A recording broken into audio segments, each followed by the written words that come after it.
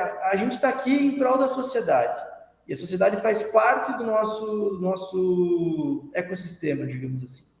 Então, a gente ter veículos de comunicação como rádio, TV, para levar essa mensagem, para nós é fundamental. AERPcast. Olá, seja muito bem-vindo, seja muito bem-vinda. Aqui é a Fernanda Nardo e este é o episódio número 29 do AERPcast, que está já na sua segunda temporada, agora em áudio e vídeo. Você pode acompanhar o nosso programa pelo YouTube e também pela sua plataforma preferida de podcast. E hoje nós vamos conversar um pouco sobre responsabilidade social e a importância da parceria e o apoio dos meios de comunicação ao terceiro setor. Para falar sobre esse assunto, aqui comigo hoje, Luciano Amatuzzi, ele que é coordenador de novos projetos do Hospital Pequeno Príncipe. Tudo bem, Luciano? Seja bem-vindo. Tudo bem, Fernanda? Muito obrigado aí pela recepção. É um prazer estar com vocês aqui.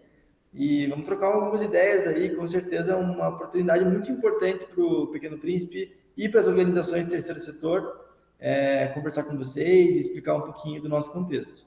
Que legal, então vamos lá para a nossa conversa. Luciano, para começar, eu queria que você falasse um pouquinho da importância aí hoje dessas conexões intersetoriais, até mesmo para mudanças expressivas e impactos concretos aí no nosso país. Muito legal. Isso que você falou é fundamental. Assim, hoje a gente tem uma relação muito importante com a sociedade, nos mais diversos níveis, para os setores da economia, enfim, várias parcerias que a gente consegue desenvolver hoje são realizadas a muitas mãos. Então, a causa que a gente leva, nossos propósitos, nossas defesas, enfim, tudo aquilo que a gente faz em prol da sociedade, hoje em dia só é conquistado porque a gente tem, sim, relações intersetoriais com vários agentes da sociedade que, fazendo a sua parte, contribuindo para o todo, ajudam a gente a integralizar os nossos desejos, nossos objetivos, que são super, super importantes. Bom, fala aí um pouco para a gente dos projetos do Pequeno Príncipe, né, e a abrangência aí dessas iniciativas. Qual o impacto social aí, né, desses projetos do hospital? Muito legal. O Pequeno Príncipe, ele é considerado o maior hospital exclusivamente pediátrico do país. A gente tem mais de 300 leitos, são 378 leitos, e em número de leitos a gente é considerado o maior hospital do Brasil. Né? Recentemente, recebemos uma premiação da revista Newsweek, que é uma revista norte-americana, que selecionou os melhores hospitais do planeta. E nós somos o melhor brasileiro ranqueado quando a gente fala de exclusividade pediátrica. Então, para nós é um grande orgulho ser hoje o maior e um dos melhores do nosso continente e do planeta quando se fala de pediatria. É muito legal falar que tudo isso foi construído desde 1919, que é o ano do nosso nascimento. Então, ontem, inclusive, o Pequeno Príncipe conquistou 103 anos de história. Conquistou 103 anos de apoio à sociedade, garantindo para as crianças, para as famílias, um atendimento em saúde de altíssima qualidade, que hoje é reconhecido no mundo inteiro. Então, eu acho que o principal impacto do nosso trabalho, que é centenário, é conseguir oferecer para a sociedade um atendimento digno em saúde. E, principalmente, garantir os direitos dessas crianças, adolescentes e famílias. Mais de 60% do nosso atendimento é voltado para o SUS. Então, as famílias que chegam até o hospital, elas vêm do Brasil inteiro em busca de atendimentos, em sua maioria de alta e média complexidade, para, enfim, tratar uma doença, para resolver uma situação, para ter um diagnóstico precoce. Então, o principal impacto que a gente traz aí para a sociedade é justamente esse, é oferecer para as famílias, para as crianças e para os adolescentes um tratamento de alta qualidade em saúde, para a garantia da vida. Esse é o principal objetivo do Pequeno Príncipe. Perfeito. Bom, e como as rádios e televisão, elas podem ser parceiras aí do Pequeno Príncipe e investir nesses projetos? Os veículos de comunicação são super importantes, porque eles ajudam a gente a conversar com a sociedade. A gente tem, podemos dizer, duas principais atuações. A nossa assessoria de imprensa ela é muito forte, muito atuante, porque a gente precisa, como um hospital de ponta, um hospital muito responsável, transmitir para as pessoas algumas informações, alguns cuidados, algumas orientações. Né? A gente fez bastante isso na pandemia. As pessoas nos procuravam e quando o Hospital Pequeno Príncipe se posicionava nos veículos de comunicação, passava com autoridade algumas informações importantes, seja sobre vacinação, sobre cuidados, sobre prevenção de doenças. A gente faz isso com bastante frequência e os veículos são super parceiros. Essas pautas são muito importantes e a gente precisa conversar com a população. Além disso, esse viés mais orientativo, a gente precisa também contar para a sociedade que existem vários desafios no cenário da saúde hoje no Brasil. E não é só o Pequeno Príncipe que passa por isso.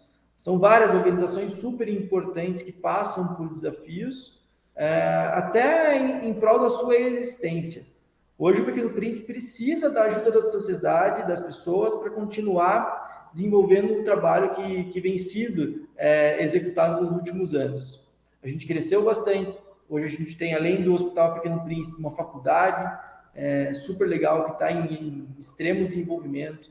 A gente tem um centro de pesquisas também, o Instituto de Pesquisa Pelé Pequeno Príncipe, que faz um trabalho excelente com diagnóstico precoce, com inovação. A ideia do Instituto de Pesquisa é aumentar o percentual de cura de doenças complexas, ou seja, aquilo que hoje em dia ainda é um tratamento difícil, com uma assertividade ainda não tão boa, a gente leva para o nosso Instituto de Pesquisa e transforma isso, tenta oferecer para a sociedade inovações em tratamento de saúde. Então, o Pequeno Príncipe é uma instituição, uma organização que precisa de apoio para divulgar aquilo que já é feito de maneira orientativa para a sociedade, mas também precisa contar para a população que a gente precisa de ajuda para fazer ainda mais, para fazer ainda melhor, para que nossas crianças tenham ainda mais um futuro digno e de garantia dos direitos que elas têm pela frente. E a gente quer fazer isso e muitas vezes precisa do apoio da sociedade para que isso se torne realidade. Então, ser uma ponte, digamos assim, entre o hospital e a população é uma parceria que os veículos de comunicação têm com a gente já e que a gente quer muito desenvolver. A ERP, inclusive, não sei se você sabe, é parceira do Pequeno Príncipe. A gente tem uma coluna semanal aqui, que é a Fala Doutor, que são entrevistas, né, sobre diversos assuntos, orientando, falando sobre temas, prevenção, cuidados, enfim, é uma coluna bem legal que vai aí também, que é utilizada por diversas rádios, tanto de Curitiba quanto do interior, e é bem importante, porque são assuntos, muitas vezes, que as pessoas não sabem e precisam que um especialista, que um médico realmente vá lá e oriente, né? Perfeitamente. O Fala Doutor é um quadro muito legal, muito bacana, porque tem um tom leve, mas muito orientativo, com conteúdos importantes e que nem sempre a mãe, o pai, né, a família tem essa orientação, enfim, na ponta da língua. Então é importante que a gente possa conscientizar, mostrar para as pessoas o caminho correto e seguir com as suas crianças, com seus adolescentes na questão do tratamento de saúde. Ok, você falou do braço, né, de estar apoiando aí o Pequeno Príncipe na divulgação de conteúdos, essas parcerias como a ERP tem. Qual seria a outra forma de contribuir? Por meio do ICMS? Como é que funciona isso? Explica pra gente. Então, a gente tem hoje no Pequeno Príncipe, e eu sou representante aqui do setor de captação de recursos, N maneiras das pessoas apoiarem nossos projetos. A gente trabalha com doações, né, com arrecadação de recursos, com valores super pequenos, super acessíveis, até valores maiores, inclusive incentivados, como você comentou, a questão do ICMS. A gente não trabalha hoje com o ICMS, é uma oportunidade que existe, mas a gente trabalha muito com o imposto de renda. Ou seja de pessoas físicas ou pessoas jurídicas. A gente trabalha há bastante tempo com isso, e os nossos projetos, amparados pela lei do FIA, que é o Fundo da Infância e Adolescência, eles são extremamente impactantes aqui dentro do hospital. Hoje a gente consegue investir tanto em humanização hospitalar, na garantia dos direitos das crianças, como educação, acolhimento familiar, até mesmo a alimentação para essas famílias, casa de apoio, serviço de voluntariado, coisas básicas como higiene pessoal, um centro de descanso para os familiares. Tudo isso é viabilizado hoje com captação de recursos via projetos incentivados na lei do FIA, com imposto de renda. E a gente também consegue investir dentro do Pequeno Príncipe na questão estrutural. Temos alguns projetos também no mesmo molde, que tem como objetivo investimento em equipamentos, estruturas, insumos de alto custo, investimento em pesquisa, e com certeza a gente podendo somar investimentos em humanização com investimentos estruturais, a experiência dos nossos pacientes, das famílias que passam por aqui, será quase que perfeita, né? Uma coisa muito agregadora à outra. A gente tem um ambiente muito acolhedor, muito humanizado, mas também com excelência técnico-científica. Então, os nossos projetos incentivados, eles garantem isso. E outros meios de captação de recursos, como a doação na conta de luz, por exemplo, doações via, que a gente chama de mala direta, que é uma cartinha que as pessoas recebem em casa para contribuir com o hospital, doações em débito em conta, em cartão de crédito. A gente tem hoje, por exemplo, um grupo de pessoas nas ruas de Curitiba, abordando a população e contando um pouquinho rapidamente a história do hospital, e convidando essas pessoas para contribuir com a nossa causa. Então, a nossa dor de captação, ele tem muitas frentes de atuação para que todo mundo seja convidado a contribuir de alguma maneira, respeitando os limites de cada um, mas sendo bem democrático. Hoje em dia, todo mundo que quer contribuir com o hospital consegue. E a gente respeita isso, é um trabalho muito de formiguinha, assim, sabe? Cada um fazendo a sua parte, porque com um grupo grande de parceiros a gente pode chegar muito longe. Que legal. E para saber mais sobre isso, aí entraria em contato com quem no hospital? O site do epequenopríncipe.org.br tem todas as informações, e eu estou super à disposição para também servir de apoio aqui dentro da nossa organização, para tirar todas as dúvidas. Temos uma equipe grande, então eu não sei se eu posso deixar meus contatos aqui depois com vocês, enfim, mas o nosso site ele é uma boa fonte de informação, e com certeza estamos super à disposição aí dos parceiros. Eu acho também que o rádio, tanto o rádio quanto a TV, eles têm esse compromisso, né? Realmente de ser desse impacto social, é um meio democrático, acessível a todos. Então, apoiar e estar aí sendo parceira né, de organizações aí, como o Hospital Pequeno Príncipe e outras, também tá atuante na sociedade aí para uma sociedade melhor, mais justa, enfim, tá mais comprometida aí com as pessoas, né? Com certeza. Dentro da missão do Pequeno Príncipe, a mobilização social, ela está muito presente. Então, a gente realmente precisa mobilizar a sociedade, fomentar algumas culturas importantes de participação, de pertencimento, de sentimento de grupo, né? Porque a gente está aqui em prol da sociedade. E a sociedade faz parte do nosso ecossistema, digamos assim. Então, a gente ter veículos de comunicação como rádio, TV, para levar essa mensagem, para nós é fundamental. Com certeza, é muito importante. Perfeito, Luciano. Agradeço a sua participação hoje aqui com a gente. E quem sabe, né, a gente pode falar sobre esse tema, aprofundar um pouco mais aí em outros programas. Obrigada, viu? Muito obrigado pela oportunidade, pelo espaço. O Hospital Pequeno Príncipe está à disposição de todos vocês. E agradeço mesmo essa oportunidade de conversar um pouquinho com vocês sobre tudo isso. Rádio é tudo, com Daniel Stark. E chegou a hora de ficar muito bem informado sobre as notícias do meio rádio com o jornalista especializado no tema, Daniel Stark, do portal Tudo Rádio. Tudo bem, Daniel? Seja bem-vindo novamente. Olá, Fernanda. Olá, ouvintes e telespectadores, né, do ARPcast. Prazer falar de rádio com vocês. Bom, Dani, vamos começar aí com as atualizações do Reino Unido, né? Conta pra gente.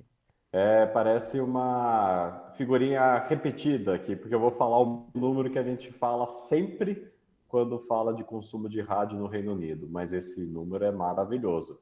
89% da população do Reino Unido ouve rádio. Eu ia falar continua ouvindo rádio, não porque o rádio está assim menos ouvido ou mais ouvido, é porque o número não muda, né? Sempre 89%, que significa 49,7 milhões de pessoas.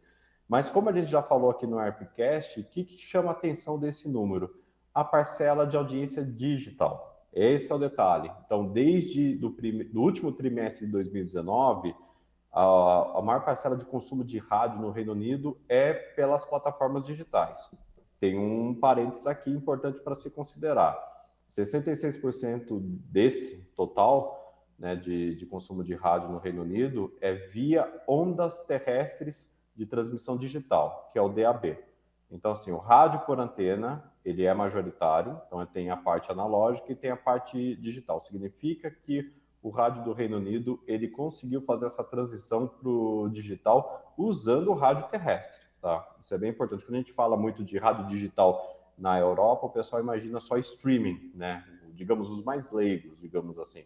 Não é o caso aqui. É sempre bom deixar claro que o rádio por antena continua relevante e hoje a maior parcela do consumo dele é no digital. Claro que cresce o streaming, claro que cresce as smart speakers. A cada nova pesquisa realizada pela Raja, que é a empresa lá que faz esse monitoramento do mercado de rádio do Reino Unido, a gente percebe um maior uso das smart speakers, os smartphones. Isso aí é uma tendência que também a gente acompanha lá. Mas é sempre importante dizer que, assim, o grande foco aqui é que o rádio conseguiu fazer a sua transição digital utilizando essa transmissão terrestre.